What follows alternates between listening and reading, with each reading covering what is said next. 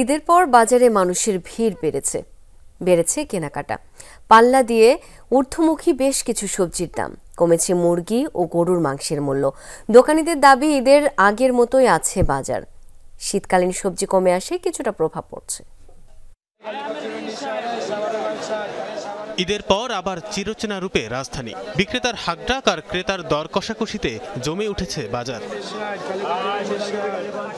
এখনো সবজি বাজারে স্বস্তির বাতাস রয়েছে। রাজধানীর কারওয়ান বাজারে দেখা গেল বেশিরভাগের দামই অপরিবর্তিত থাকলেও বেড়েছে বেশ কিছু সবজির দাম। লম্বা বেগুন বিক্রি হচ্ছে ৮০ টাকায়, ২০ টাকা বেড়ে ১ কেজি শসা বিক্রি হচ্ছে ৮০ টাকায়, পটল ৮০ টাকা, ঢেঁড়স ৬০ টাকায় মিলছে। রমজানে ভোগান্তিতে ফেলা লেবুর দাম কমেছে। মানভেদে ৪০ থেকে ৮০ টাকা পর্যন্ত বিক্রি হচ্ছে প্রতি হালি। দেখা মিলছে কাঁচা আমের। প্রতি কেজির জন্য গুনতে হচ্ছে ৬০ থেকে ৮০ টাকা। দোকানিরা বলছেন বাজার এখনো নিয়ন্ত্রণে আছে, যদিও ক্রেতারা বলছেন শীতকালীন সবজির যোগান কমে যাওয়ায় প্রভাব পড়তে শুরু করেছে।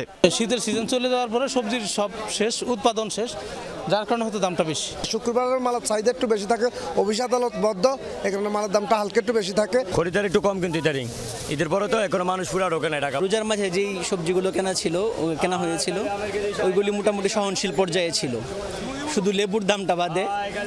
আর ঈদের পরে লেবুর দামটা কমেছে। এখন ঈদের আগে যে ব্রয়লার মুরগির জন্য গুনতে হতো ২৩০ টাকা কেজি, এখন তা পাওয়া যাচ্ছে ১৮০ টাকায়। কমেছে গরুর মাংসের দামও। গত সপ্তাহেও ৮০০ টাকায় কেজি বিক্রি হলেও এখন মিলছে ৭৮০ টাকায়। মাঝারি 2 কেজি ব্রয়লার ১৮৫ বেচতেছি, আর ছোটো মুরগির দাম একটু বেশি, ছোটো ৯৫ এরকম বেচতেছি ১ কেজি আগে যেটা।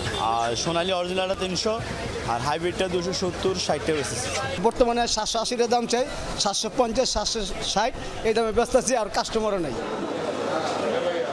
ঈদের পরে মানুষ রাজধানীতে ফিরে এখনো পুরোপুরি বাজারমুখী না হওয়ায় বিক্রি কম বলে দাবি বিক্রেতাদের। তানভীর সিদ্দিক, টিপু, যমুনা নিউজ, ঢাকা।